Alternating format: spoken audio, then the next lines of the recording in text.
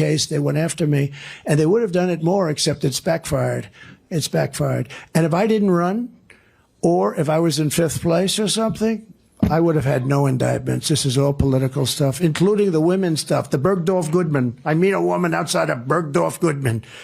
I took her upstairs to a changing booth. It was all made up. And you know who's financing it? Reid Hoffman, their #1 political donor. Reid Hoffman, big fat slob.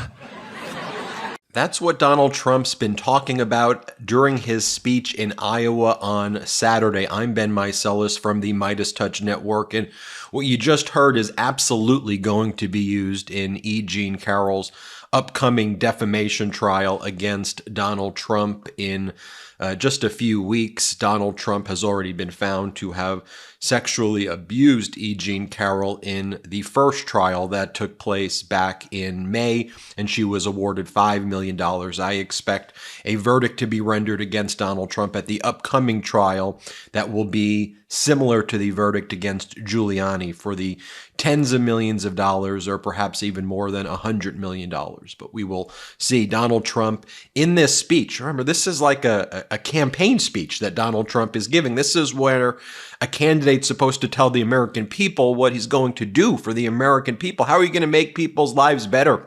How are you going to help people get better paying jobs? Are you going to protect Social Security? What are your views on health care? The same way President Biden talks about issues, Donald Trump during the speech continuing to talk about E. Jean Carroll and attacking and defaming E. Jean Carroll. As Aaron Rupert said, Trump has been spending the day attacking E. Jean Carroll in Iowa, who he was found liable for sexually abusing from the stump in Iowa. In a normal world, this would be disqualifying. Indeed. Here, play this clip. It doesn't look good. You have a jury. If I don't go there, they're there. If you don't go, I sort of felt I should be there. He said, "Sir, you shouldn't be there. This trial is bullshit." He used that term. He said, "You should not be there, sir. This is beneath you." That's the term he used, beneath. So I didn't go there, and they found me not guilty of the one charge, the big charge, but guilty of stuff. I never met this, I never saw this woman, except 25 years ago, there's a picture of her and her husband, who was a nice guy.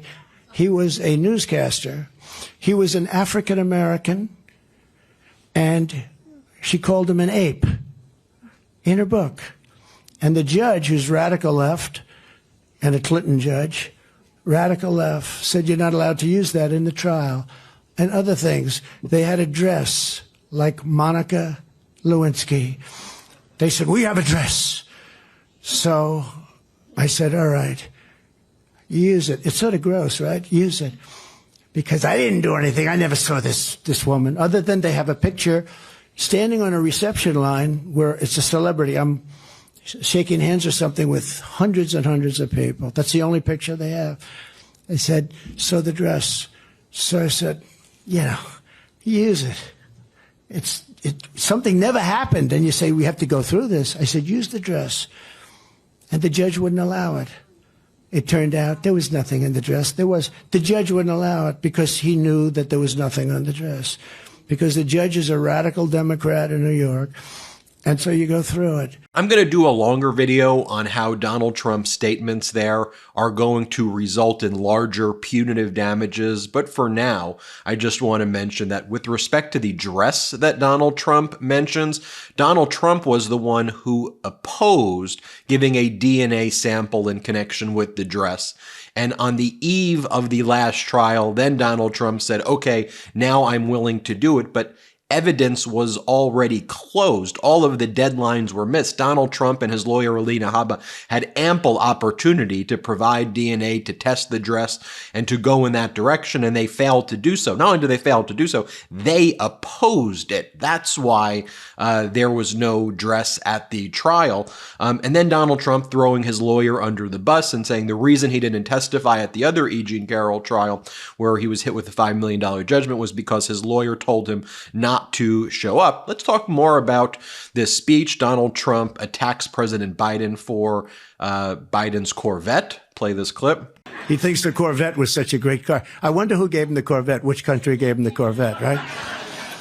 You could see the just pathological complex that Donald Trump has. Oh, and by the way, here, praising China's President Xi. I mean, just think about it. He's giving a campaign speech. He's on the stump in Iowa saying, President Biden has a Corvette and blah, blah, blah. And President Xi is so powerful. Here, play this clip. The press goes crazy when I say it because they say, that's not nice.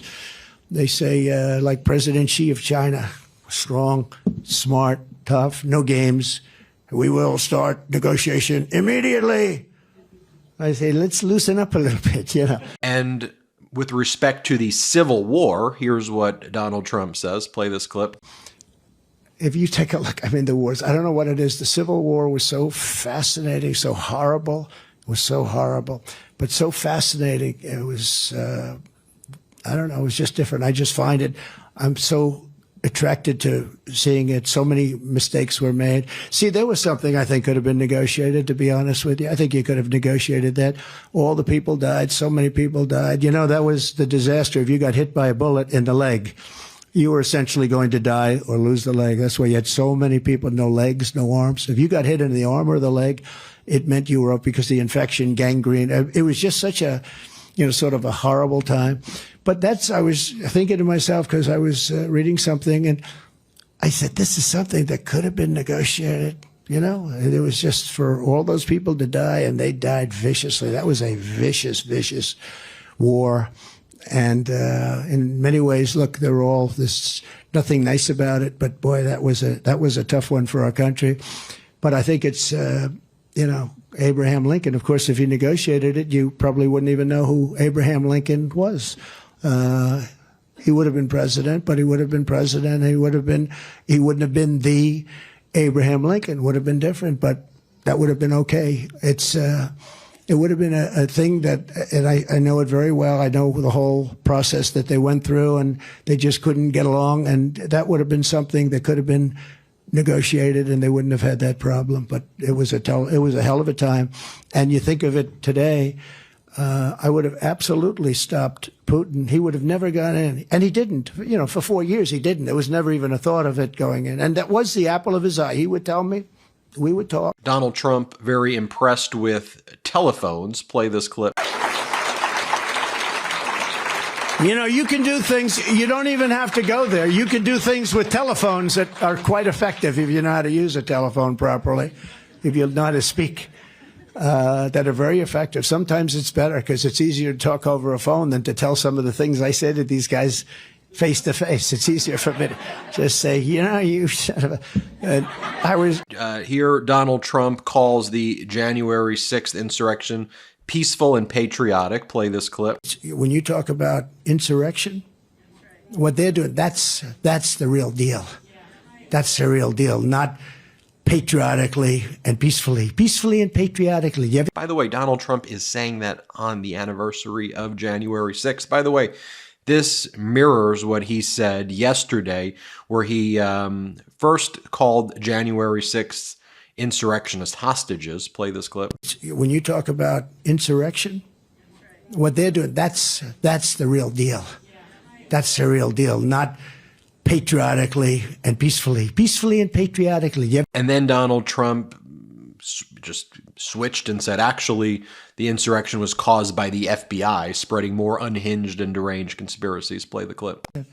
And those people have to be, many of them, I guess there's some. By the way, there was Antifa and there was FBI. There were a lot of other people there too, leading the charge. Leading the charge. You saw the same people that I did.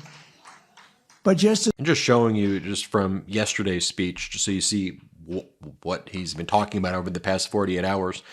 He says that lots of people ask him how he puts his pants on. Play this clip. First they say, sir, how do you do it? How do you wake up in the morning and put on your pants?